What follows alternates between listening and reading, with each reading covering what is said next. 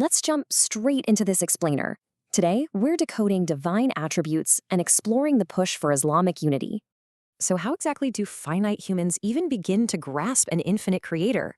It's a huge question. It starts with Esmâ'ul Husna. These are absolutely perfect names and attributes belonging exclusively to God. See, human traits are totally bound by time, but divine attributes, they are absolute and perfectly timeless. Take the name Al-Basir, the all-seeing. This goes way beyond just physical sight, guys. God perceives every single layer, the why, the hidden motives, even the deepest secrets in our hearts. To put that in perspective, 96% of our universe is unseen space. Our human perception is incredibly limited. With so much unseen, how does this infinite divine perfection actually interact with our everyday, finite world? Enter the concept of Tenjacelli. It's basically the manifestation of divine attributes reflecting into our created reality. Think of blowing on a glowing ember. God excites creation into existence without actually transferring his essence. This beautifully avoids two extremes: pantheism, where the universe is God, and godless materialism on the other end. The real key here is finding that precise middle path, a perfect theological balance between creator and creation. These aren't just abstract theories. They literally act as a ladder for the human mind to ascend toward truth. Applying this means choosing real theological balance over simple tribalism, especially when looking at historical scholars and controversies. The source advocates deep respect for all historical imams.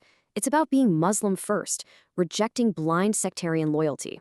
Even with vastly differing traditions, from Abu Hanifa to Ibn Taymiyyah, we can neutrally honor them as guiding stars. Even highly controversial fatwas are framed here impartially, seen as direct Quranic interpretations rather than just rejecting the rules.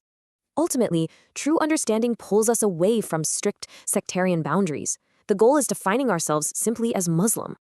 This perspective firmly rejects sect hooliganism. Instead, it pushes for broad unity across both Sunni and Shia lines. Think of shared faith as a massive mountain. Those minor historical disagreements, they're really just pebbles at the base. So, what's your takeaway here? Are you going to let a few tiny pebbles block your view of the mountain? Welcome to this explainer. Today, we are taking a truly mind-bending thematic journey. We'll be decoding a profound theological lecture, starting way up high with the absolute, breathtaking perfection of the divine, and then bringing it all the way down to the practical, everyday realities of Islamic unity and jurisprudence. It's a massive shift in scale, right? From the heavens straight down to earth. But the logical thread connecting the two is just, well, it's absolutely fascinating. Let's dive in. Okay, here's our roadmap for today. First, Esmâ'ul Husna, expression of perfection. 2, the El prefix and absolute perfection. 3, Tajalli, what is divine manifestation? 4, the 4% universe and our limits. 5, sex and the unity of the Ummah. And finally, Section 6, jurisprudence, truth against slander. Section 1. Esmâ'ul Husna, expression of perfection. Okay, so diving into this first core concept, the speaker makes this really compelling argument that the beautiful names of God, the Esmâ'ul Husna, they aren't just static identifiers or simple labels. They're actually active expressions of ultimate perfection.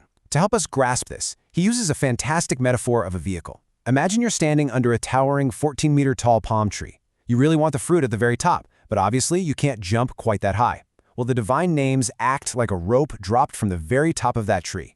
By grabbing onto that rope, our limited human understanding can slowly climb upward toward a creator who would otherwise be entirely beyond our reach. Moving on to Section 2, the El prefix and absolute perfection. Let's see how this whole concept builds into the actual linguistic structure of Arabic. It turns out a simple, single Arabic prefix unlocks some incredible secrets about God's boundless nature. Notice the linguistic contrast here between the indefinite word alimun and the definite el-alim. When you say alimun, you're just talking about someone knowing a specific subject, like a person knowing math or history. But when you attach that el prefix, it completely elevates that knowledge into an absolute, timeless reality. It's no longer just knowing a fact, it becomes boundless, indescribable knowledge. And this brilliantly illustrates what we actually mean by absolute attributes. Take el-Basir, the all-seeing. The speaker builds this terrifyingly deep anatomy of sight to explain it. God doesn't just see you performing an action. He He sees the underlying logic behind exactly why you did it. He knows the completely hidden emotional world driving that logic. He even knows, down to the microscopic level, the exact hormones your body is secreting in that precise moment. And, as the scripture beautifully puts it, he knows the hidden betrayals of the eyes. Think about that. When you look at someone with a hidden motive, even if you manage to fool the entire world, that absolute sight captures the invisible intention. That is the sheer weight of the L prefix.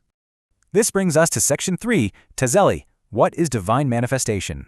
So the absolutely crucial question here is, how does this absolute perfection interact with our physical, very imperfect universe, right? If God is completely boundless, how do his attributes exist here? Well, the speaker tackles this by defining a concept called Tedbiryay, or divine manifestation. It acts almost like a reflection on a highly polished mirror. God's attributes manifest in the universe, but his physical essence doesn't literally mix into the material world. It's a reflection of qualities, not a literal division of his being. To make this highly complex Neoplatonic metaphysics a bit more accessible, the speaker asks a really clarifying question. Imagine you're blowing on a dying ember to ignite a campfire. Does a physical piece of you actually pass into the fire? No, of course not. Your breath sparks the reaction, right? It brings the fire to life, but your physical essence remains completely separate from the flames. And that is exactly how we're meant to understand the divine breath in creation. Okay, Section 4, the 4% universe and our limits. Now, if understanding the exact mechanics of the divine breath seems impossible to fully wrap your head around, don't worry, you definitely aren't alone. The speaker immediately pivots to a striking scientific fact to really humble our perspective. Think about all the billions of stars, the sprawling galaxies, the nebulas, the supermassive black holes that we can observe with our most powerful telescopes. Actually, let's put it in perspective. Everything we have ever seen makes up only 4% of the universe. A staggering 96% is completely unknown cosmic void. The speaker's point here is just so powerful. If our human minds are fundamentally too limited to grasp 96% of the physical space we actually live in, how on earth can we possibly expect to fully dissect the complex mechanics of the human soul, let alone the nature of God? We simply have to accept our intellectual boundaries. Which brings us to Section 5, Sex and the Unity of the Ummah. This profound sense of cosmic humility seamlessly bridges us over to human society. If we know so little about the universe, why are we so arrogant with one another? This perfectly sets the stage for how the speaker addresses audience questions regarding sectarian unity. He argues very passionately that what he calls sectarian hooliganism completely destroys the core values of the faith. He asserts that whether someone is Sunni or Shia, the community is ultimately bound together by a shared direction of prayer, a shared book, and a shared prophet. The differences? Well, they're simply in the details, and magnifying those minor details into literal wars is complete tragedy. To back this up, he outlines some historical realities that honestly get forgotten a lot. Towering, highly respected figures in Islamic jurisprudence historically held vastly different and sometimes highly controversial rulings. For example, Abu Hanifa had differing views on the limits of certain beverages. Imam Shafi had what some consider extreme edge case views on marriage. Imam Tabari had different views on the specifics of physical ablution. The speaker uses this to show that diversity of thought isn't a new problem, it's historically completely normal. And weaponizing these differences to excommunicate people, that goes against the very tradition of the faith. All right, Section 6, Jurisprudence, Truth Against Slander. This historical context perfectly sets up our final section.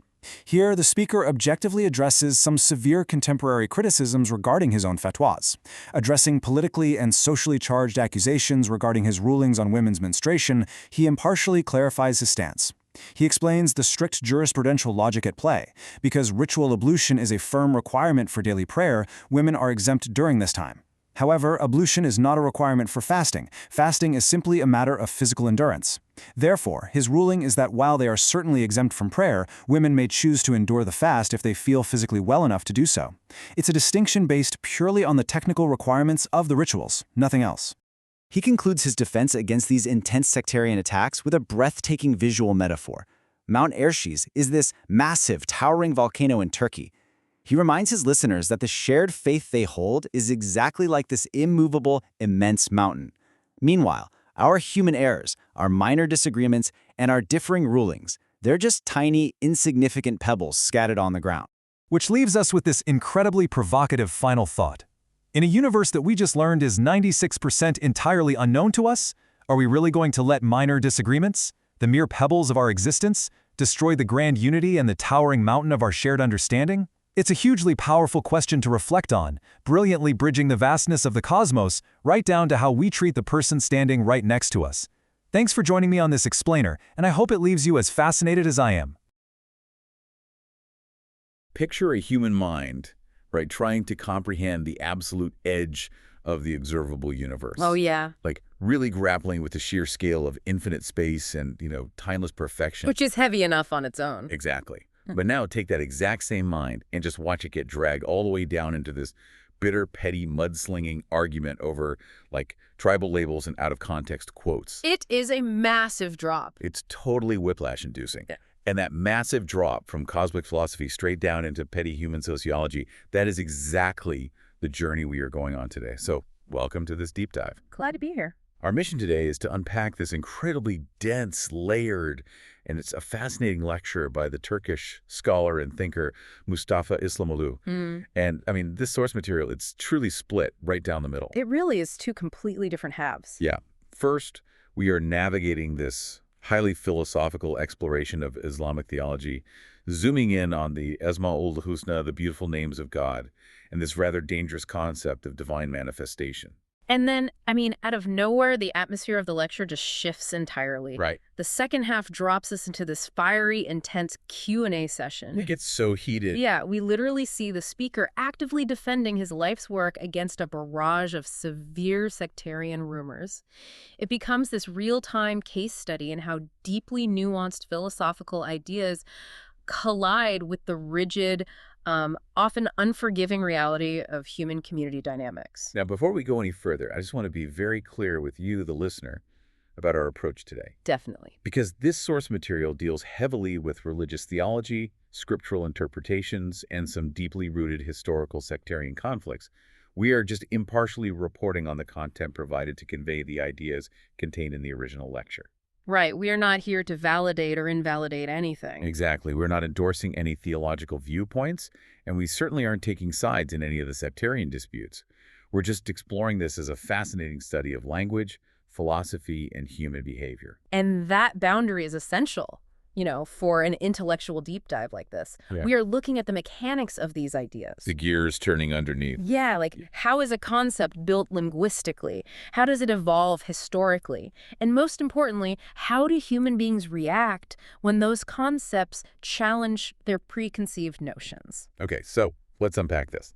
The source material starts with a really granular linguistic breakdown of the physical act of prayer.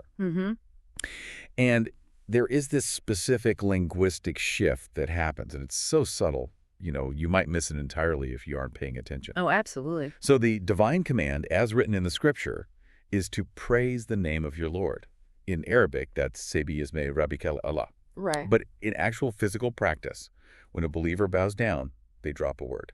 They don't say, praise the name of my Lord. No, they don't. They just say, Subhani Rabbi Allah, praise my Lord. They completely omit the word name. Which, on the surface, it just sounds like a simple shorthand, right? Maybe just a grammatical convenience. Yeah, just making it easier to say. But the theological argument presented here is that dropping the single word contains, honestly, an entire universe of meaning. Wow. Yeah.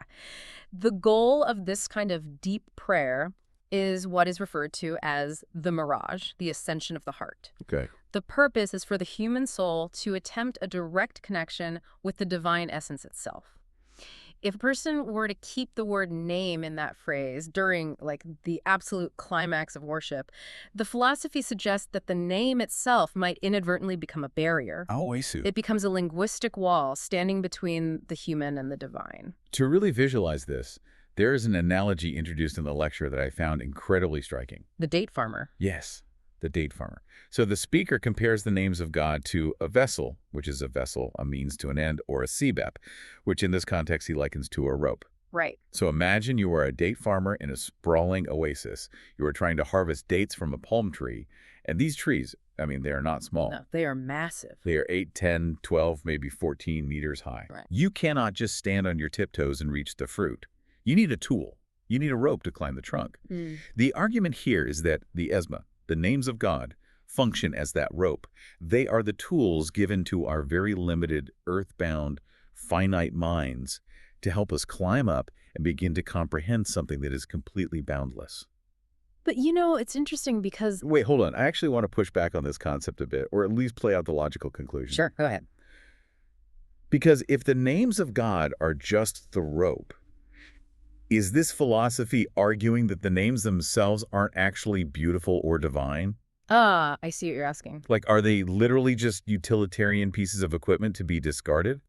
Because that sounds like it could be borderline offensive to someone who spends their entire life meditating on those specific words. Right, and what's fascinating here is how carefully that exact needle is threaded by the speaker. Okay, how so? The philosophy explicitly states that the names are not the cause of divine beauty. They're the expression of it. Oh, wait. So if we go back to your date farmer, the rope is not the fruit.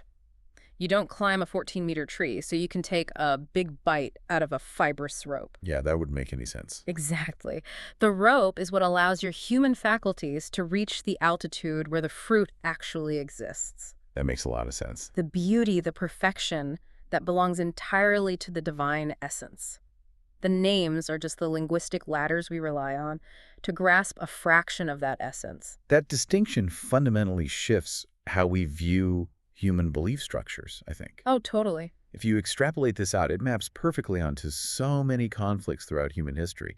We constantly fall into the trap of worshiping the rope. We really do. It is a recurring bug in human psychology. Yeah. We require tangible things to hold on to, so we elevate the tool to the status of the goal. We get so hyperfixated on the labels, the specific vocabulary, the dogmas, the architecture of our institutions. We spend centuries fighting wars over whose rope is braided better or what color the rope should be, all while the actual fruit, the higher state of empathy, the spiritual connection, is completely ignored. The tool just becomes an idol. And that is precisely the danger the speaker is trying to highlight.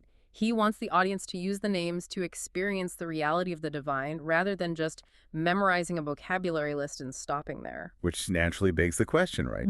If the names are the rope, what makes the destination at the top of the tree so perfect? Right, the essence itself. Yeah. The lecture dives into the linguistic rate of the prefix al-fusivo to explain this. Okay, yeah. So in Arabic, al functions as the definite article, sort of similar to the husim in English. Yeah. But in the context of al-husna, the beautiful names, it denotes this absolute, untouchable exclusivity. This brings up a really sharp philosophical divide between human maturity and divine perfection. The Camille and Akmel thing, right? Exactly. The terminology used here is Camille versus Akmel or Mukemmel. So a human being can achieve the state of being Camille. Which means what, exactly? It means mature, complete, someone who has reached their maximum potential through experience and wisdom. But only God is described as Akmel, absolute perfection. I found the reasoning behind this so fascinating because it all comes down to the mechanics of time. Right. Time is the key here. A human being is Camille because they had to grow to get there. You were born knowing nothing. You learn, you make mistakes, you adapt, you gain knowledge over decades. Your maturity is a product of linear time. But the theological argument here is that God does not grow in time. This philosophy posits that a boundless entity cannot acquire a new piece of information today that it didn't possess yesterday. Because then it wouldn't be perfect yesterday. Exactly. If it did, it would mean the entity was previously deficient or ignorant, which totally contradicts the concept of absolute perfection. The lecture actually goes so far as to call questions like, does God know the past and the future, an entirely ignorant premise? It's an ignorant question in this framework because it attempts to shove an infinite creator into a tiny, finite human box. We experience time linearly past, present, future. We assume everything else must operate on that same track. Right.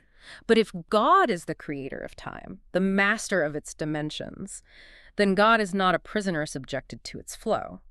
Therefore, absolute perfection means existing entirely outside the bounds of past and future learning.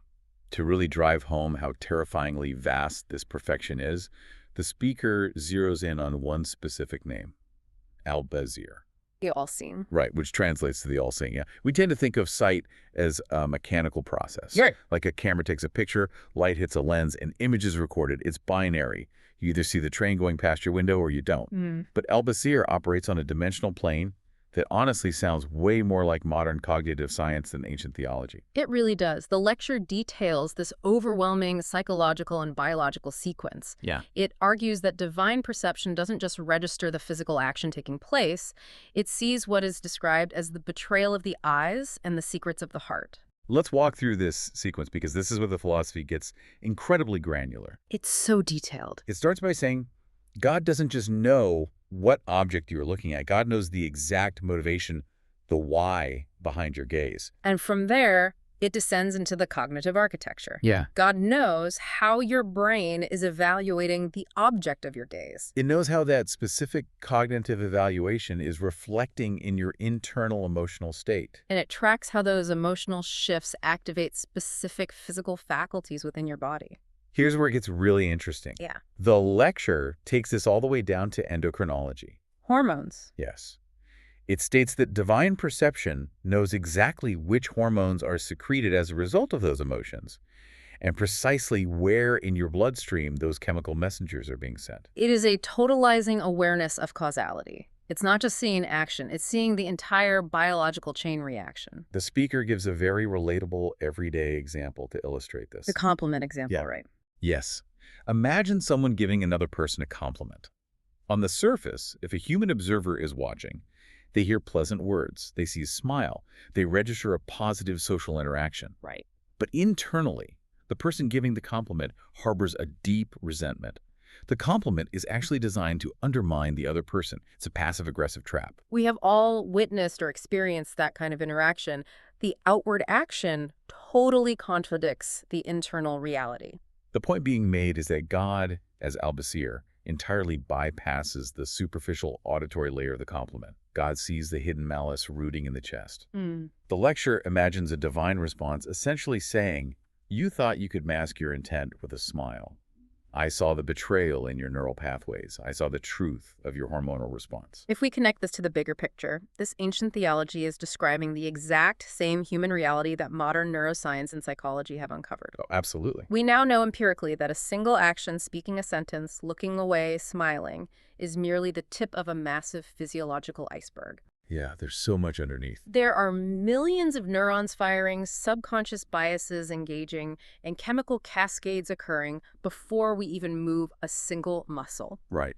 This theological framework claims that the divine sees the entire iceberg down to the subatomic level, while human beings are trapped only ever seeing the tip.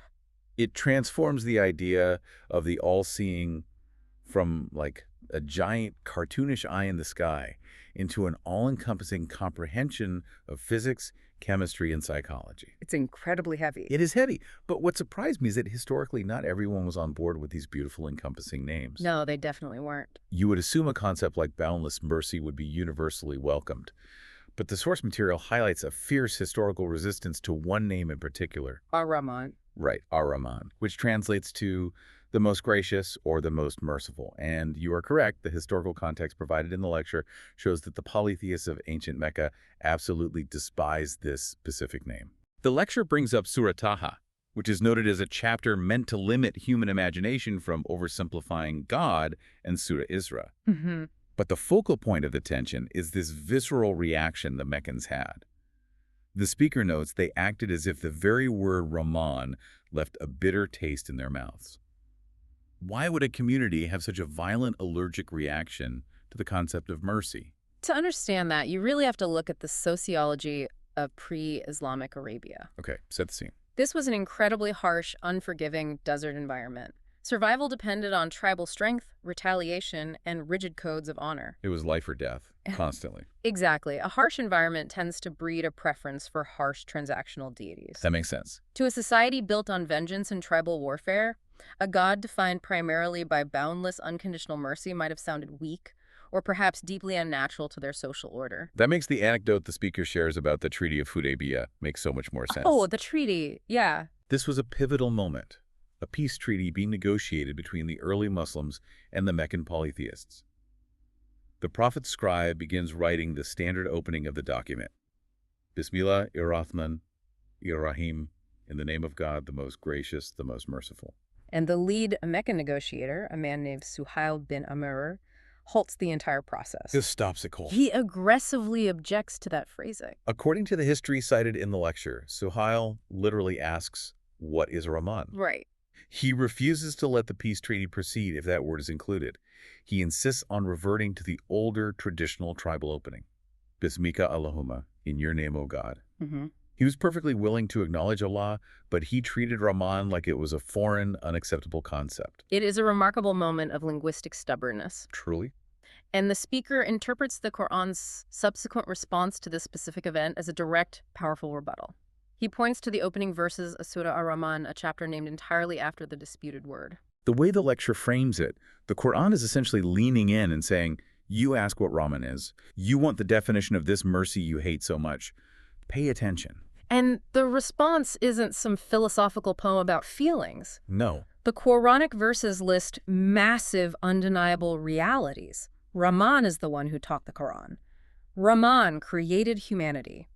Rahman gave humans the capacity for complex expression and articulation. Rahman engineered the precise orbits of the sun and the moon. It's a massive scale-up. Huge. You are sitting in a tent arguing over a word on a piece of parchment, and the rebuttal points to the orbital mechanics of the solar system. Right. And the speaker actually goes deep into the astrophysics of this to prove his point. This is where the synthesis of science and theology in the lecture really shines. Yeah. The speaker looks at the sun. By its very nature, a star is a terrifying engine of continuous nuclear fusion. Just explosions. It is a sphere of absolute violent destruction. If the Earth drifts slightly too close, the oceans boil and we evaporate. If we drift too far, the atmosphere freezes solid. Precisely. The argument made here is that the perfect mathematical balance of central gravity pulling us in and centrifugal force pushing us out places the Earth in this incredibly narrow Goldilocks zone. Right. Through that precise cosmic engineering, a deadly, burning sphere of nuclear fire is transformed into the singular source of warmth, photosynthesis, and biological life for our entire planet. Wow. The lecture posits that taking an inherently destructive force and calibrating it into a source of life that is the ultimate, undeniable proof of Rahman, that is what infinite mercy looks like in applied physics. Mercy isn't just a warm feeling, it's the gravitational constant that keeps us alive. Exactly. But establishing this level of boundless cosmic perfection brings us to a massive philosophical wall, which the lecture tackles next. Yeah, it gets tricky here. If God is this infinite, perfect, boundless entity, how does that entity actually interact with a flawed, finite, physical world? This raises an important question, and it introduces the concept of tecelli, which translates to manifestation or reflection. Okay. The speaker warns his audience immediately that tecelli is a highly dangerous, double-edged sword. It is a concept that has historically been twisted into some very radical theological positions. Before we get into his explanation, I need some context. He specifically criticizes the influence of Neoplatonism, particularly the emanation theory, and something called Theosophic Sufism. Right. I hear those words and my brain instantly clouds over. What exactly are those concepts in this context, and why is he warning against them? It's crucial to define them because they are the traps he's trying to avoid. Okay. Neoplatonism is a philosophical system heavily influenced by Plato. In its theology, it relies on emanation theory. Which means? Emanation theory suggests that the universe wasn't created out of nothing by a conscious choice, but rather it overflowed from the divine like water endlessly spilling over the edge of a fountain. Oh, I see. The physical world is just a lower, diluted emanation of the divine source. So the physical world is essentially made of the same stuff as the divine, just watered down. Exactly. And Theosophic Sufism is a branch of Islamic mysticism that blended those Greek philosophical ideas with Islamic theology. It creates a framework where the boundary between the creator and the creation becomes extremely blurry. Okay, that makes the analogies the speaker uses so much clearer. He uses two contrasting analogies to explain what tecelli is not and what it actually is. Yes. First, to explain the error of Neoplatonism, he points to Plato's cave. The classic allegory. Right. In Plato's cave, human beings are chained down facing a blank wall. Behind them is a fire, and objects are paraded in front of the fire, casting shadows on the wall. The prisoners only see the shadows, and they mistakenly believe the shadows are the absolute, total reality. The lecture brings this up to show how dangerous that line of thinking is when applied to theology. If you believe the physical world is just a shadow or an emanation of the divine, you might eventually conclude that the physical world doesn't really exist. Or worse, that everything physical is literally a piece of God. Which brings us to the second, much more precise analogy the speaker uses to explain tree manifestation. Yeah. He references a specific Quranic verse where God states he breathed his spirit into humanity, nafatu min ruhi. The speaker is incredibly adamant that this verse should not be read like a medical textbook. No, not at all. It does not mean a physical, literal piece of God broke off and was surgically implanted into the human chest. To explain the true mechanism, he uses the analogy of an ember. I want to make sure I'm grasping this fully. He says, imagine a dying piece of coal in a fire pit. It's barely glowing. You lean down and you blow a deep breath onto that coal. Instantly, the oxygen hits it, it flares up, and it burns brightly. The coal is brought to life. Right, but I want to hypothesize here for a second.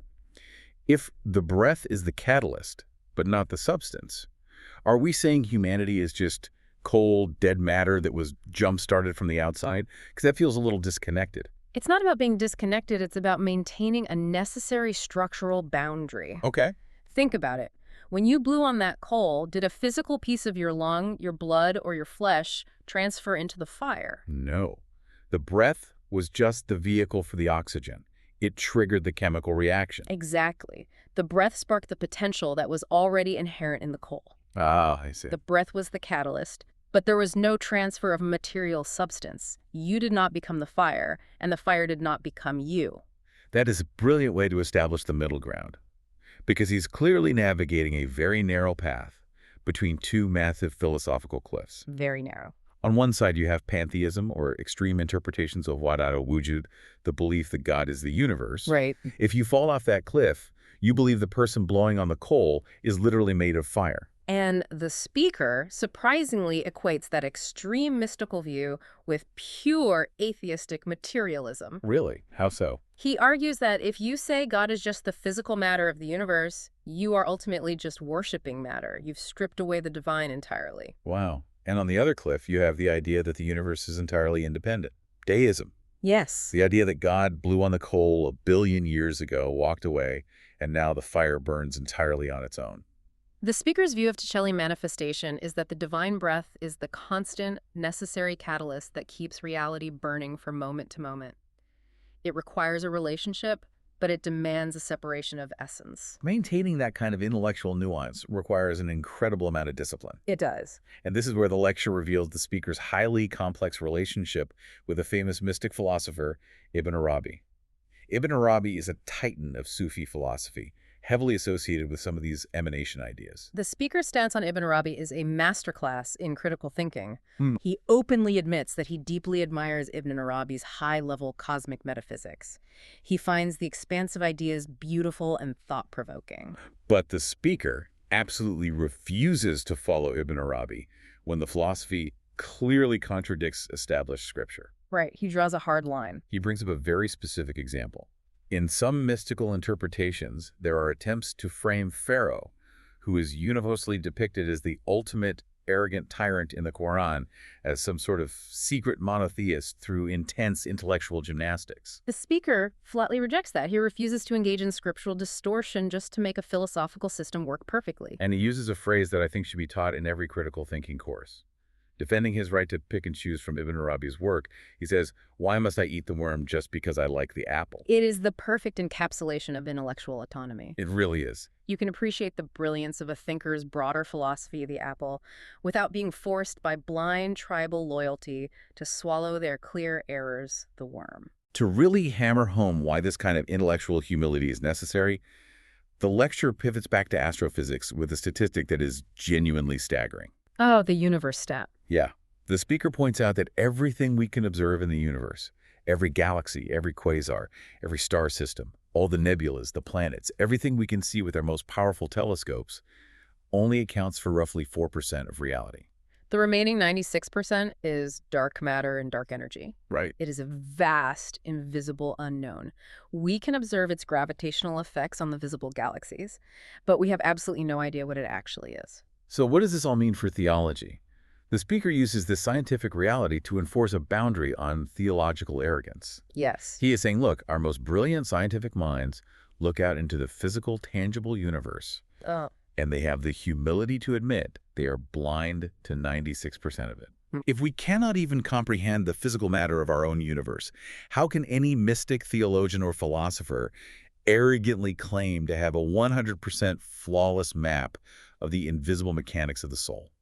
How can anyone claim to fully understand the precise mechanics of how God manifests? He is demanding that his audience become comfortable with saying, I don't know. Yeah. He is advocating for meticulous, cautious thinking, picking the stones out of the rice, separating the worm from the apple. But here is the profound irony of this entire lecture.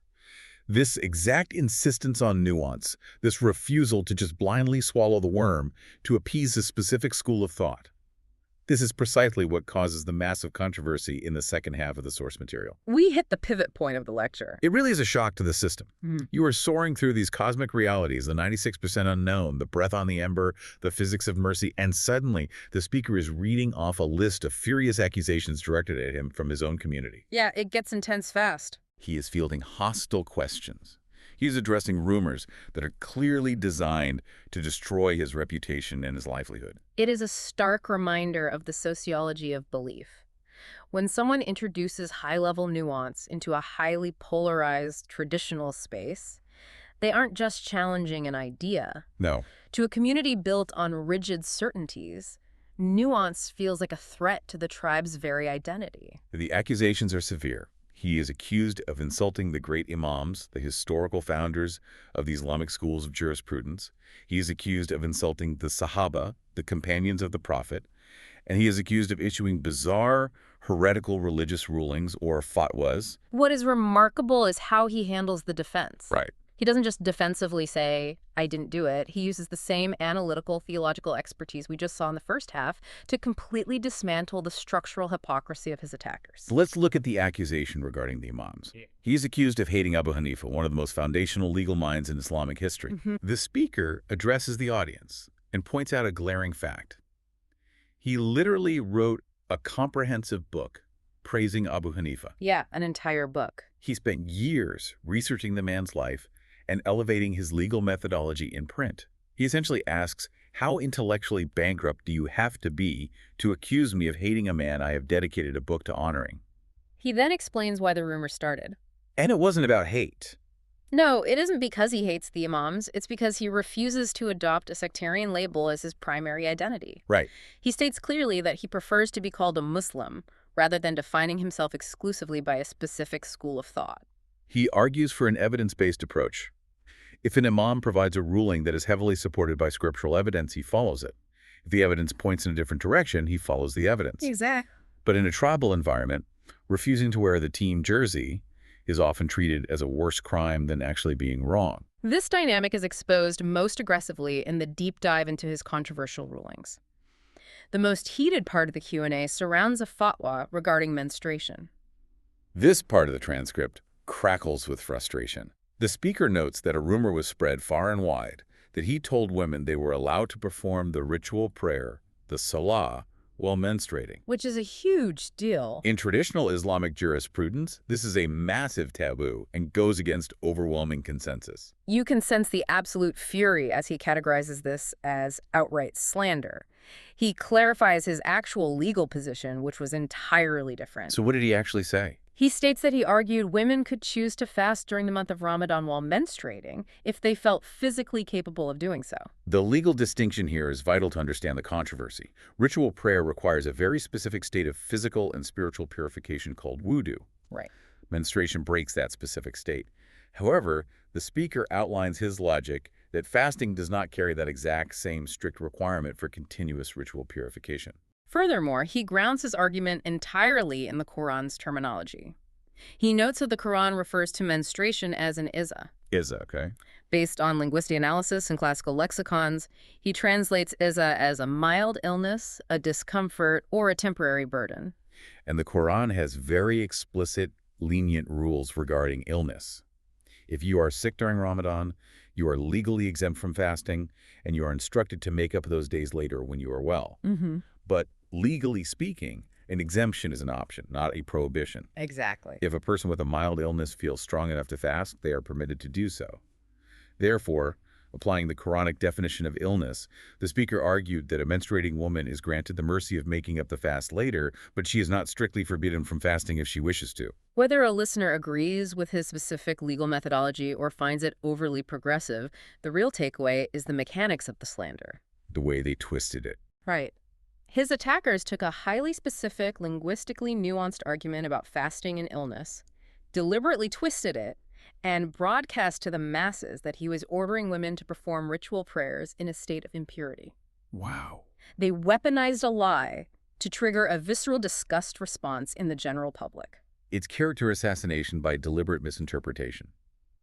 And to expose the intellectual dishonesty of his critics, the speaker deploys a brilliant rhetorical strategy.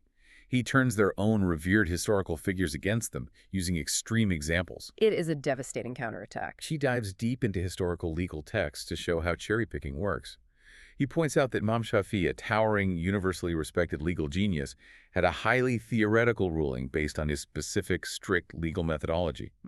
Because an illegitimate child was not legally recognized through the same biological lineage laws, Shafi'i's strict legal framework theoretically allowed a man to marry his own illegitimate daughter. He also points to Abu Hanifa, who had surprisingly lenient, highly technical rulings regarding the permissibility of consuming alcohol, provided that the alcohol was not derived specifically from grapes or dates. Now, the speaker makes it abundantly clear to his audience. He is absolutely not claiming that Imam Shafi'i promoted incest, nor is he saying Abu Hanifa was a proponent of alcoholism. Yeah, of course not. These were theoretical stress tests of legal frameworks, minor anomalies, and lifetimes of brilliant work.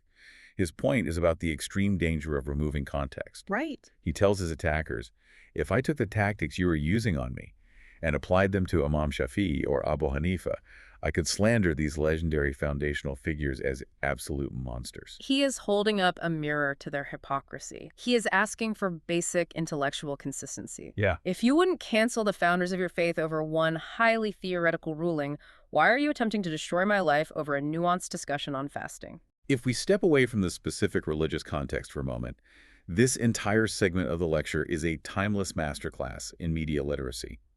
It is a perfect dissection of how echo chambers and cancel culture operate today. The mechanism is identical. We see this constantly on social media, in political campaigns, and in corporate culture. An ideological group will take a single, out-of-context quote or a highly nuanced argument from a rival. They will strip away all of the surrounding context, twist the words into the most offensive, rage-inducing soundbite possible, and use it to completely destroy that person's reputation within the in-group. It isn't about seeking truth or engaging in debate. It is an immune system response designed to purge an outsider and reinforce the tribe's borders. The speaker is pushing back against this toxic mechanism, and it culminates in the final section of the lecture with a powerful emotional plea for unity. He addresses the final set of accusations. That he makes the Shia sect look cute, meaning he isn't hostile enough toward them, and conversely, that he respects Ibn Taymiyyah, a historical scholar who is highly controversial in some circles. You really have to respect his refusal to apologize for his intellectual integrity here. Absolutely. He doesn't back down an inch to appease the mob. Regarding Ibn Taymiyyah, he stands his ground completely. He acknowledges the controversy, but points out that Ibn Taymiyyah spent a quarter of his life suffering in dark prisons because he refused to compromise on what he believed to be the truth. Right. The speaker looks at his audience and essentially says, how could I possibly face a man who suffered that much for his faith on Judgment Day if I slandered his entire legacy just to score cheap points with you today? But simultaneously, he refuses to perform the required hatred toward the Shia community to prove his Sunni credentials. Yeah. He plainly states that harboring hatred for a Shia Muslim does not magically increase a Sunni Muslim's piety. He strips away centuries of political warfare and reminds them of the absolute core fundamentals. He says, look, we share the exact same Qibla, the direction we face when we pray. We follow the exact same prophet. We read the exact same book. This raises an important question about the sociology of belief and really the sociology of humanity. Like what? Why do we possess this seemingly innate, desperate need to define our identity by who we hate? Well, that's a good point. Why does the cohesion of an in-group so often rely on the absolute demonization of an out-group, even when we share 99% of our core DNA, whether that DNA is religious, cultural, or political? The lecture argues that this obsession with minor differences, these endless sectarian wars, have been the absolute ruin of the broader community. And to close out this intense defensive Q&A, the speaker uses a metaphor that is stunningly beautiful. It really is the emotional climax of the whole transcript. It completely recenters the entire discussion. He tells his audience a believer's fingernail is worth more than the world. And then he says, faith is like Mount Urses. For context, Mount Urses is a massive, towering, snow-capped stratovolcano in Turkey. It dominates the landscape. He says, faith is like Mount Urses, and mistakes are like pebbles. We do not sacrifice Mount Urses for a pebble. It is a profound, desperate call for perspective. Truly. He is begging his community to stop detonating the massive mountain of their shared humanity and their shared faith just because they tripped over a tiny pebble of disagreement regarding a historical ruling or a minor theological nuance. Think about how desperately we need to hear that advice today in whatever polarized society we live in. Look at our political systems. Look at our cultural debates. Oh, everywhere. We are constantly, daily, being manipulated by algorithms, by talking heads, by our own worst tribal instincts to sacrifice the massive mountain of our shared human experience for the sharp, jagged pebbles of our minor disagreements. Yeah. We are being trained to believe that the pebble is everything and the mountain means nothing. The warning here is clear. If you obsess over the pebbles long enough, if you keep throwing them at each other, eventually you will erode the entire mountain. We really need to wrap up this massive journey we've been on. We started in the absolute cosmic heights. Right. We tried to comprehend how an infinitely perfect, timeless God interacts with a finite universe. We grappled with the realization that 96% of physical reality is a dark unknown, and we explored the delicate, necessary balance of the breath on the dying ember. And we traveled all the way down into the gritty, earthly reality of human tribalism. We dissected the mechanics of slander, the psychology of echo chambers, and the desperate struggle to maintain intellectual honesty in a community that is eager to tear itself apart over details. So why does a deep dive into a lecture on Islamic theology matter to you? Whether you are a deeply religious person, someone vaguely spiritual, or a staunch secular atheist, the intellectual tools that this speaker demonstrates are vital survival skills for the modern world. The critical thinking applied here is entirely universal. You need the ability to separate the rope from the fruit, to understand the difference between the tool you are using and the ultimate goal you're trying to reach. You need the courage to separate the apple from the worm, to be able to appreciate the good ideas from a thinker or a movement without being forced into blind loyalty to their flaws. And perhaps most importantly, you need the wisdom to separate the massive mountain of our shared existence from the tiny pebbles of our daily conflicts. Yeah. These are essential, non-negotiable tools for navigating a world that is completely overloaded with information, outrage, and tribal signaling. Which brings me to one final thought, something for you to mull over as you go about the rest of your day. Okay. Think back to the very beginning of our deep dive, to that terrifying, encompassing concept of al-Basir, the divine perception that sees the hidden sequence of cognition, emotion, and chemistry behind every action. Right, the al-Basir. The lecture noted how quickly our brains translate what we see into a cascade of internal biased reactions that betrayal of the eyes. The massive iceberg beneath the surface of a simple smile. Exactly. So here is the question.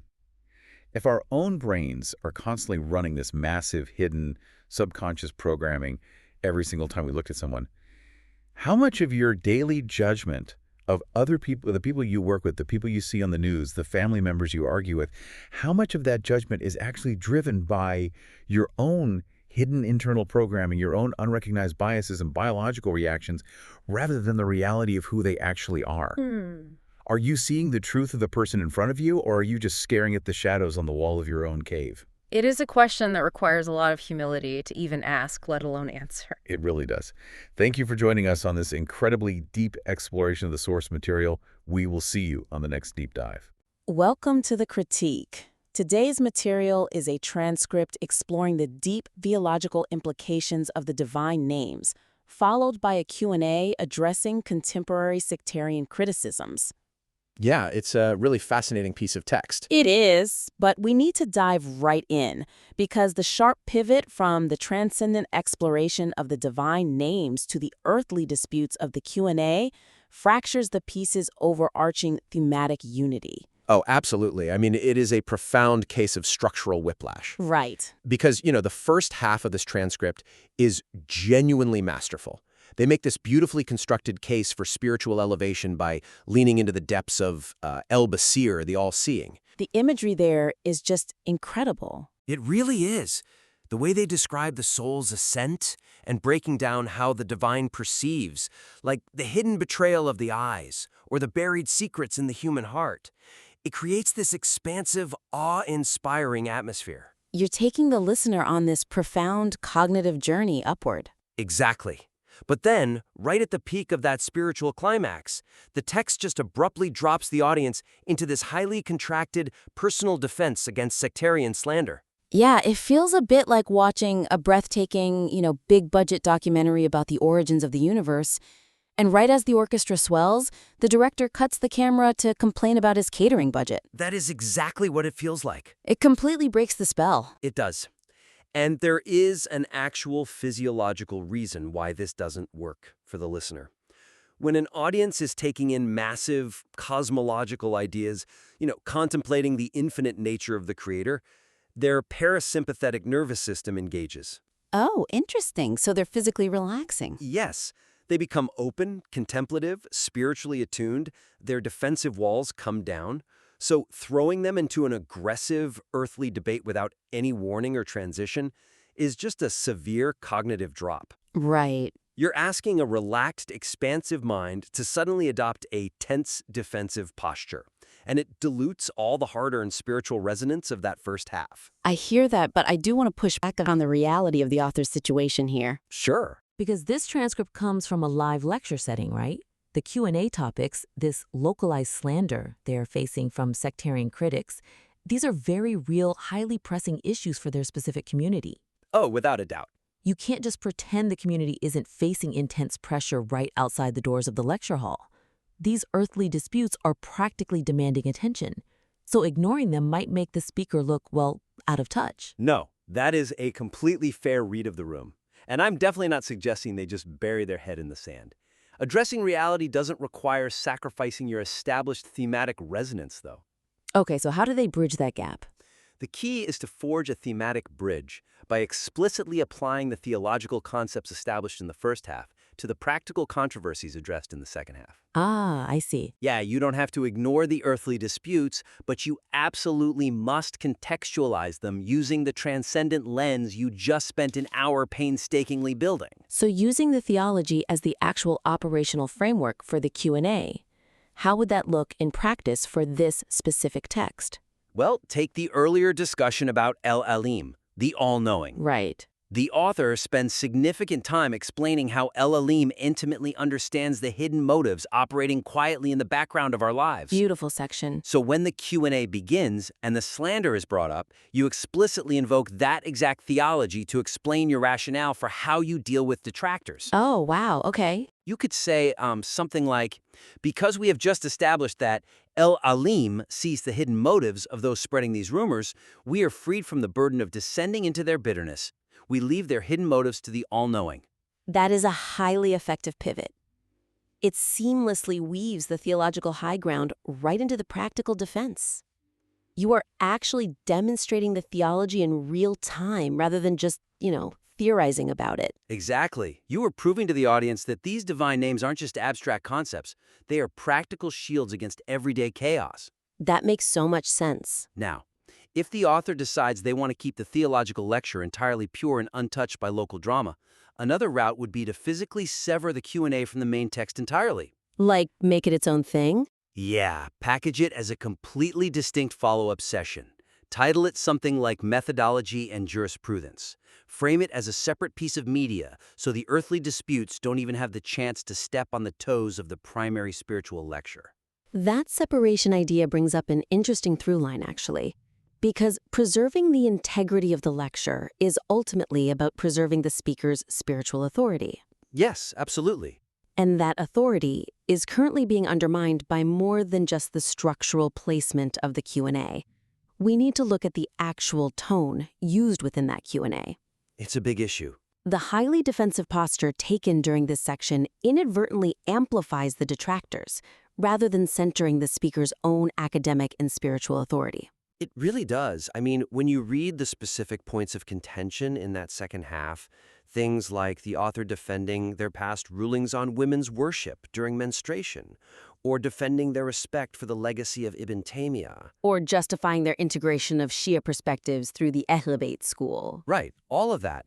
The tone takes a massive shift. By directly and vehemently arguing against specific personal accusations to clear their own name, the speaker transforms from an authoritative, guiding teacher into an embattled defendant. Which gives so much undue narrative power to the critics. It makes me think of, like, a master chef stepping out of a Michelin-star kitchen into the dining room to loudly argue with a single customer about a bad Yelp review. That is the perfect analogy. Even if the chef is entirely factually correct, the ambiance is ruined for everyone else in the restaurant trying to enjoy their meal.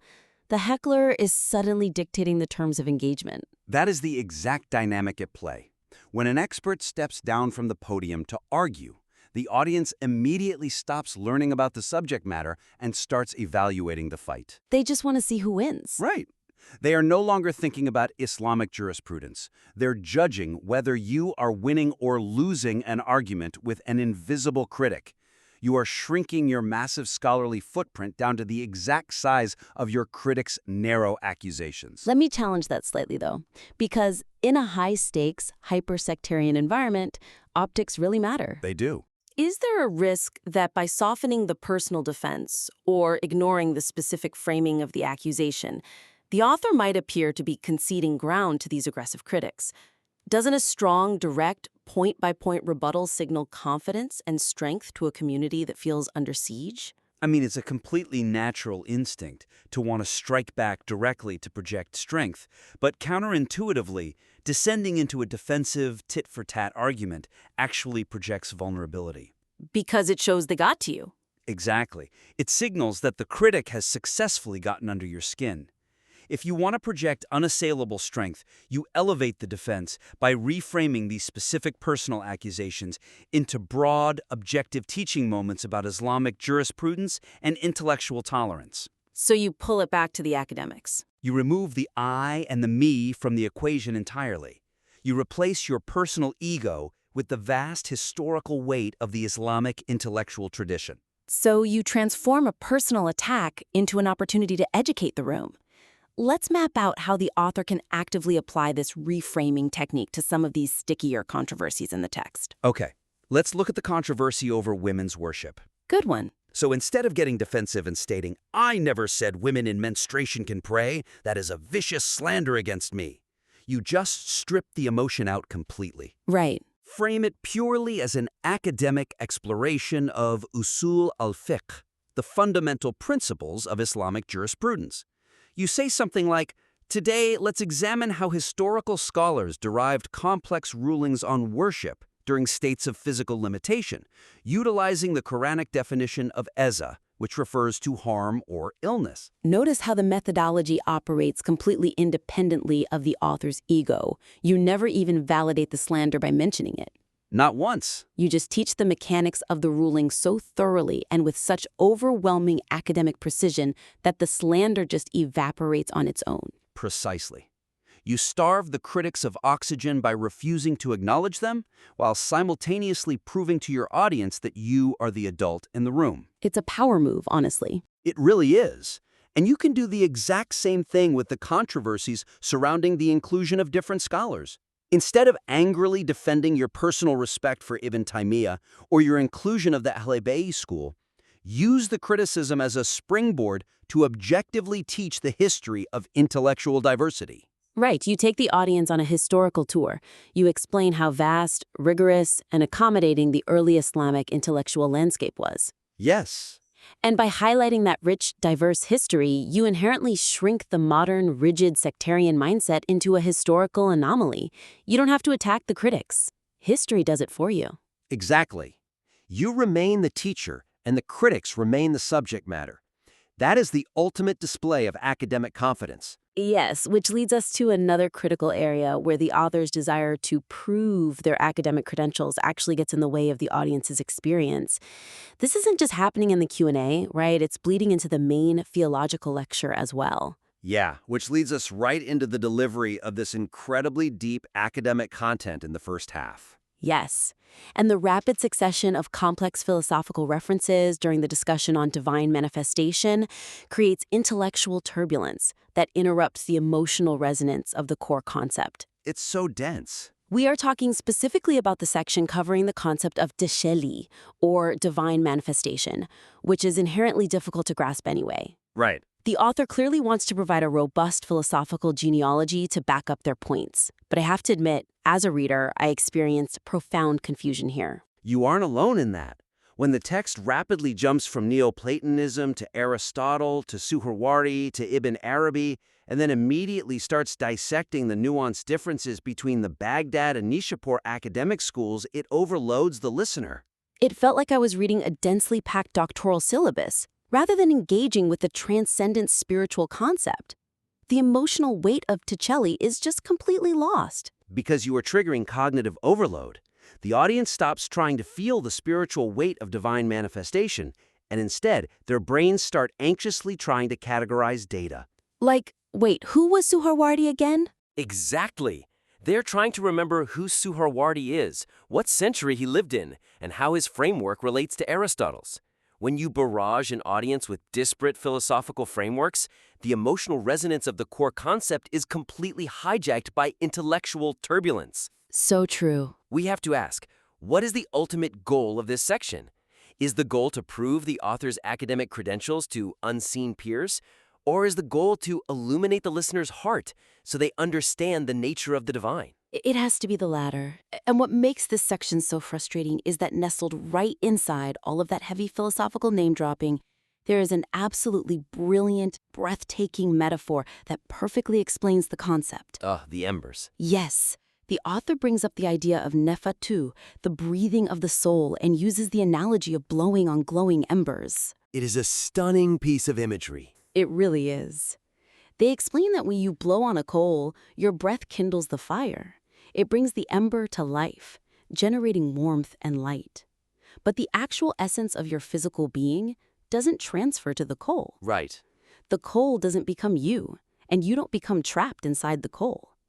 It is a mechanically perfect, incredibly vivid way to explain how divine manifestation to jelly kindles creation without the creator's essence becoming trapped within the material world. It perfectly threads the needle between cold materialism and absolute pantheism. Exactly.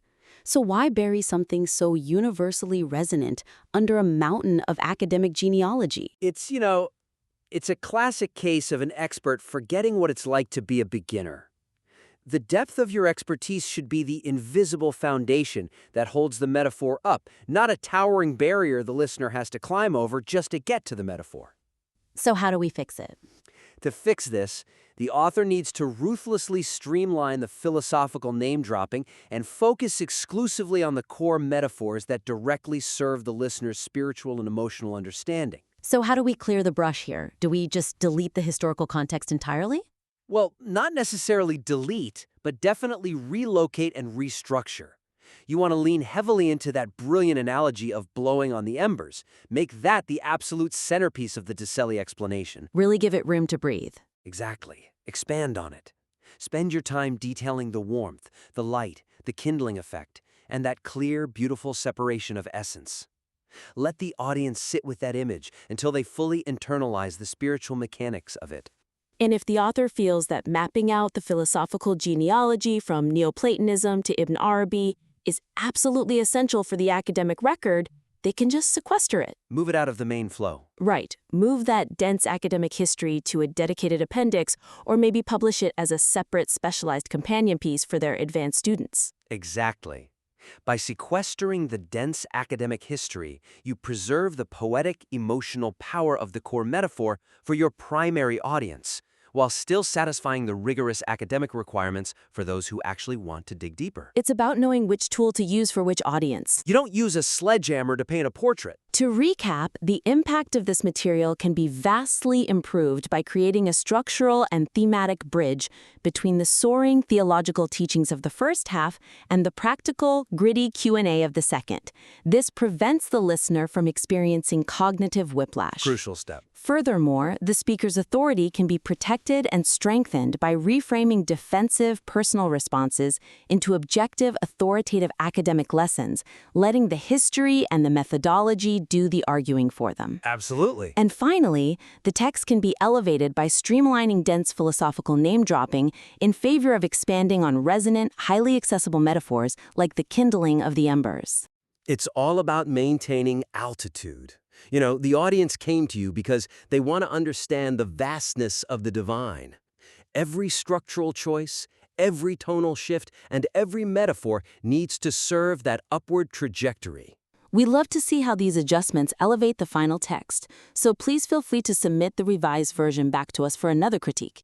Until then, remember that even when you are forced to step out of the lecture hall to manage a terrestrial dispute, the audience is still looking to you to point them toward the stars. Welcome to the debate. Today we are tackling a pretty massive theological tension. If God is completely absolute, infinitely perfect, and entirely separate from creation, how is a fragile, finite human being supposed to actually relate to him? Right. Are we supposed to just stand at the bottom of an unscalable, sheer cliff face in a state of permanent, paralyzed awe? Or is there, a rope thrown down from the summit? Like an actual invitation for us to climb? Exactly. And that tension is where the concept of tajelli, or divine manifestation, becomes either a strict boundary line or a vital metaphysical bridge. Yeah, we're essentially looking at a theological framework built around the divine names, the Esmâ'ul Husna, and how those attributes interact with our reality. Right. And, well, I approach this framework strictly from the perspective of absolute boundaries. The primary function of the divine names is to draw this insurmountable line between the perfection of the Creator and the profound limitation of the created. See, I disagree. I don't think it's just a boundary. Let me just frame my position real quick. It is an architecture designed to maintain absolute divine transcendence, the pure concept of Tawhid. And it does this by actively, constantly negating any illusion of human perfection. And I look at that exact same framework and see a thesis that is fundamentally relational, not exclusionary. Yes, the distinction between creator and created obviously exists, but the divine names operate as necessary tools for human spiritual elevation. But they aren't tools for us to use. They are. They're the scaffolding for relentless intellectual striving. They facilitate moral ascension, not merely serving as a theological keep-out sign. Well, to understand why it's fundamentally boundary setting, we have to look at the precise linguistic architecture it relies upon. Take Surah Taha, verse 8. Okay. Allahu la ilaha illahu lehul Esmâu'l Husna. The critical mechanism operating right beneath the surface here is the Arabic prefix in the word lehul, the lam of exclusivity. Right, which signifies possession, meaning to him belongs. Yeah, but it signifies exclusive possession. Grammatically, this doesn't just mean God has the beautiful names. It operates as a hidden negation. A negation of what exactly? It means all perfection belongs only to God, and therefore, by definition, it cannot belong to you or anything else in creation. It's an explicit safeguard designed to prevent human beings from attributing true perfection to any created entity. Well, sure, you cannot call a human being perfect. Right. There is no such thing as a perfect human. There is only a maturing human, someone on a journey of development. But absolute perfection, the state of being Elik Mel, is mathematically impossible for a creature bounded by time and space. I agree with that, because true perfection cannot involve growth. If you're growing, you were, by definition, previously imperfect. Precisely. God does not accumulate knowledge over time. God does not evolve. Therefore, the ultimate purpose of understanding tajelli is not so that we can emulate these attributes and somehow blur the line between human and divine. But emulation is the whole point of spiritual growth. No. The point is to hit a deliberate intellectual wall. Think of the historical account of Moses at the mountain. asking to see the divine manifestation. The mountain crumbles into dust. Exactly.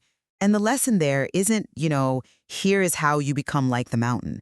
The lesson is a military-style posture of absolute respect and a sasakt drush, standing at attention before the absolute limit of human comprehension. The names teach us our boundary. If that were the ultimate takeaway, it would render human existence spiritually stagnant. How so? Because if you tell a human being that the gap is entirely unbridgeable and the only appropriate response is paralyzed awe, you just crush the mechanism of moral striving. I view this framework not as a wall, but as a map for ascension. A map to where, though? You can't reach the destination. Consider the vivid analogy of the date palm farmer from the text. A mature date palm can grow 14 meters high. The farmer cannot simply stand at the bottom, stare at the fruit, acknowledge his inability to jump 14 meters, and just walk away. Sure, he needs a tool. Right. He needs a vessel, a means, a rope acting as a ladder to pull himself up. The divine names are explicitly dropped down into human reality as this rope, so that our thinking minds and feeling hearts can ascend. But a rope doesn't turn the farmer into the tree. No, but it connects him to the fruit. It is the very cause of our intellectual ascension. When we see a name like Kahar, the subduer, or the overpowering, manifesting in human character, it doesn't mean a person is claiming divine tyranny. It can certainly lead to that kind of arrogance. Only if misunderstood. Properly applied, it means they are grabbing that specific rope to pull themselves out of cowardice and into supreme moral courage. When divine mercy manifests in a human, it creates profound compassion. We cannot be perfect, but the names exist as connective tissue to draw us constantly higher. But if you pull yourself too far up that rope, you risk a really dangerous arrogance. You start believing your compassion is somehow equivalent to divine mercy. I'm not saying it's equivalent. Let's look at the actual qualitative gap between human attributes and divine attributes, because it shatters that illusion of equivalence. Take the name El-Basir, the all-seeing. Okay, let's look at it. Humans have the faculty of sight. We look at objects. But God's sight is fundamentally different in kind, not just in scale. Right, it encompasses intention. It sees the motive behind the action. It is infinitely more complex than just knowing someone's motive. The framework insists El-Basir sees the betrayal behind the eyes, the microscopic secrets hidden in the deepest chambers of the breast, all simultaneously. Yeah, the depth is infinite. Let me put it this way. Human perception is like looking at a flat, two-dimensional photograph of a person smiling. You register the geometry of the face, you categorize it as happiness, and your brain moves on. Which is just a very localized, constrained data set. Exactly. But the divine name El-Basir represents the entire living, breathing, biochemical, and existential reality of that single moment across all of creation. Including the unseen elements. Everything. It sees what the optic nerve is transmitting, how the brain evaluates that specific photon of light, how that evaluation triggers an emotional center. Right, the cascading effects. Microscopic messages those hormones send to millions of individual cells simultaneously. And it does that for every living creature all at once without observation occurring in sequence. And that is exactly my point. The human mind can barely track a single hormonal shift in our own bodies without a laboratory, let alone grasp the holistic reality of the cosmos in one unified vision. I'm not arguing that we have infinite sight. But this infinite, unfathomable gap proves that the names are not a ladder we can realistically climb. When you truly comprehend the mechanics of El-Basir, the only rational response is profound humility. It shatters the illusion that our sight and God's sight are on the same spectrum. They aren't. I think you're framing that infinite gap as a reason to just stop trying. But history shows the exact opposite. The names are active, aggressive interventions designed to shock us out of our localized datasets. Aggressive interventions? Yes. Consider the historical reality surrounding the name Ar-Rahman, the entirely merciful. If the names were just abstract boundaries meant to make us feel small, they wouldn't provoke such violent human resistance. You're talking about the Treaty of Hudaybiyah. Exactly. The Meccan pagans and their lead negotiator, Suhail bin Amr, had a visceral hatred for the name Ar-Rahman. When the Prophet Muhammad dictated the opening line of the peace treaty, "In the name of Allah, Ar-Rahman, Ar-Rahim," Suhail bin Amr outright rejected it. Right, he demanded the traditional Meccan phrasing. He physically recoiled and said, "What is this Rahman? We don't know it. Write it the old way."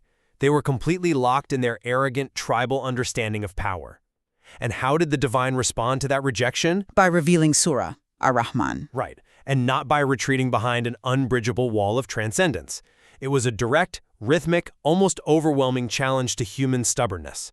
It is a very challenging surah, yes. It explicitly lists the complex blessings of the sun, calculating its orbit, the moon, the balance of the ecosystem, and the human ability to articulate complex thought. It repeatedly demands, which of the favors of your Lord will you deny? It forces a reckoning. That is not the behavior of a distant, boundary-setting God. That is a rope being actively thrown down, hitting humanity on the head, and demanding we engage with the divine reality. It pulls us upward out of ignorance. Fine. Well, blending is the wrong word. But if you lean too hard into this connection concept, you end up in outright heresy. This theological framework draws incredibly hard lines to protect the human mind from two metaphysical extremes, pantheism and materialism. Right, the danger of seeing God as everything versus the danger of seeing God in nothing. And to navigate the razor-thin space between those errors, we have to look at the mechanics of the call and the breath. This ties into the Quranic concept of nafatu, the divine breath breathed into humanity. The analogy of blowing on the ember. Yes. If I have a smoldering piece of coal and I blow onto it, the breath interacts with the coal. The coal glows. It generates heat and light. But, and this is the absolute crux of the theological boundary, absolutely no part of my physical essence transfers into the coal. Because the breath is just the catalyst. It causes a profound effect, but there is no transfer of substance.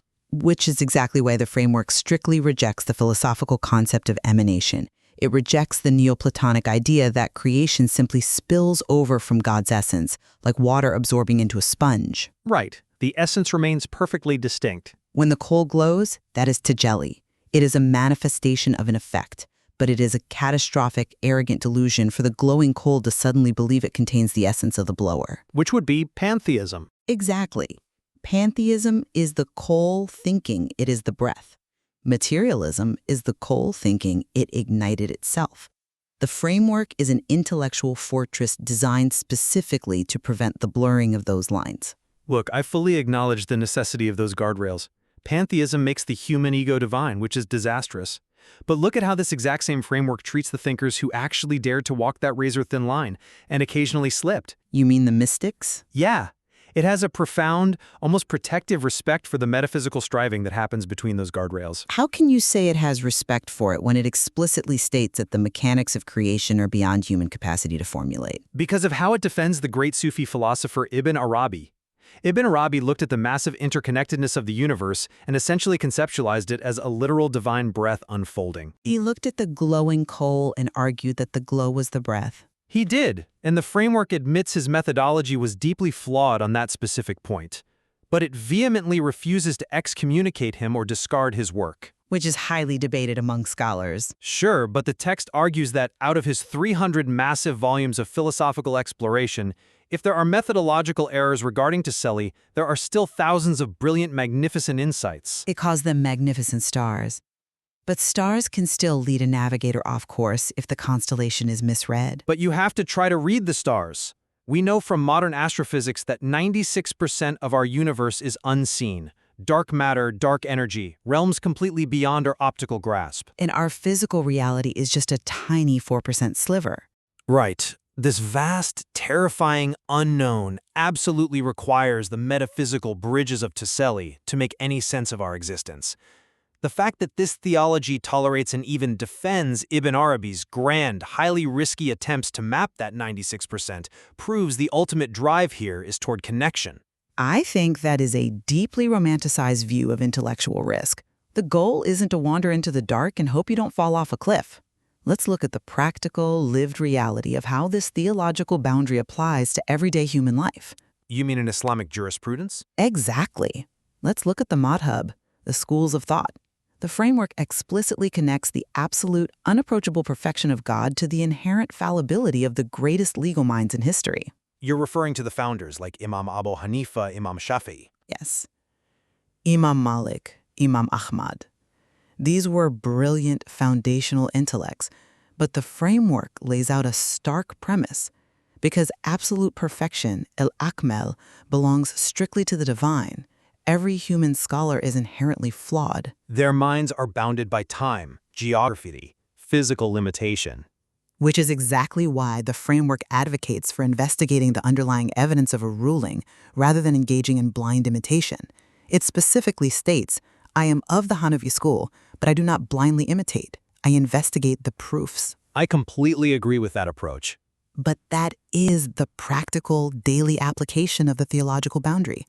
Because humans cannot perfectly embody or interpret the divine names, our laws, our fatwas, our societal systems will always be incomplete. But incomplete does not mean invalid. No, but it means we must constantly check our arrogance. The framework highlights instances where these giant intellects completely contradicted each other on major issues. It does this to remind us that human limitation must be strictly acknowledged. It's an acknowledgement, sure, but not a condemnation. We cannot claim that a human legal ruling is the absolute, unfiltered voice of God. The boundary remains entirely intact, even in our best attempts to govern ourselves. I think you are completely misreading the intent behind the jurisprudence section. The sheer diversity of Islamic law isn't a symptom of human error. Then what is it? It is the inevitable, beautiful result of finite minds trying to process infinite divine data. Even when they arrive at rulings that completely contradict each other, or rulings that seem extreme to the mainstream? Especially then.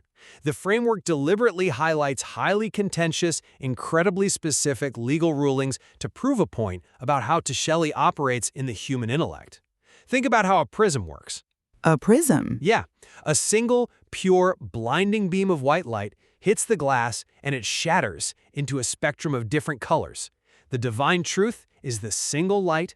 The human intellect is the prism. So you're saying Abu Hanifa and Shafi are just different colors of the same light? Look at the examples provided.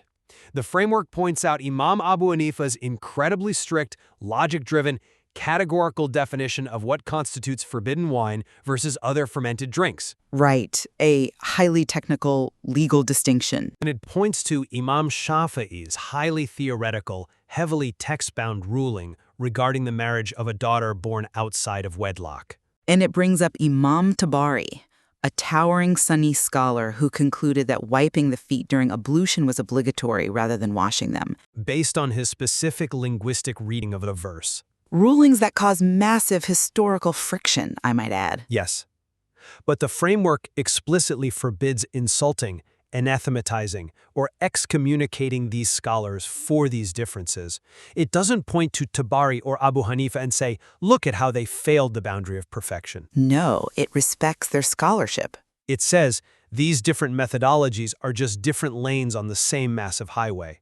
Abu Hanifa's mind was structured to reflect the divine name of the all-knowing through strict categorical logic. Shafi'i's mind reflected it through deep linguistic fidelity. That is an interesting way to view the intellectual differences. That is Tajelli in action. The fact that they arrived at different conclusions isn't a testament to human failure. It's a testament to the sheer richness, complexity, and multifaceted nature of the divine truth they were trying to grasp. It proves the rope is strong enough for all of them to climb at different angles. I see how you arrive at the prism analogy, but I maintain that a prism still has a rigid geometric boundary. Otherwise, the light simply diffuses into nothing. Well, we both agree the boundary has to exist. Right. And as we draw our analysis to a close, my position remains that this theological framework is, first and foremost, a vital intellectual safeguard. The necessary guardrails. Exactly. By employing concepts like the law of exclusivity proving perfection is God's alone, and the precise analogy of the breath on the coal, it maintains absolute tawhid. It is designed to keep the human ego in check. It definitely grounds us. When we look at the infinite, microscopic, and cosmic complexity of El-Basir, The only intellectually honest and spiritually safe posture is the Aziz Darush, standing at respectful attention at the base of the cliff. And while I recognize the absolute necessity of preventing the human ego from declaring itself divine, I maintain that the true heart of this framework lies in its aspiration. The rope from the date palm? Precisely. The theology is the rope. By offering the divine names as an active means to ascend, by defending the grand, sometimes perilous metaphysical striving of Ibn Arabi. Despite his methodological errors. Right, despite the errors. And by celebrating the diverse intellectual prism of the legal scholars, the framework demands that we reach upward into that 96% of unseen reality. Perhaps the most profound insight of the material is how it actually forces these two realities to coexist. Yeah, it's a delicate balance. It balances the absolute, unbridgeable transcendence of the divine with humanity's desperate biological need for meaning and connection. It warns us with equal rigor against the dangers of a pantheistic blending, where the creator is lost in the creation. And a materialistic separation where the connection is severed entirely. It requires holding a very difficult, very beautiful tension. Truly. And what is genuinely exciting is that this framework naturally opens the door to later philosophers like Suhrawardi and Mulla Sadra. Their upcoming explorations into the illumination of the soul will surely provide us with even more sophisticated language to understand how a boundary can simultaneously act as a bridge. There is certainly an immense amount of depth left to navigate. And so we leave it to you, the listener, to weigh the exclusionary, boundary-setting nature of this theology against its connective, elevating purpose. It's a lot to think about. The next time you find yourself standing at the base of that impossible, sheer cliff face of the unknown, do you focus on the uncrossable abyss that forces you into humility, or do you reach out your hand to grasp the rope?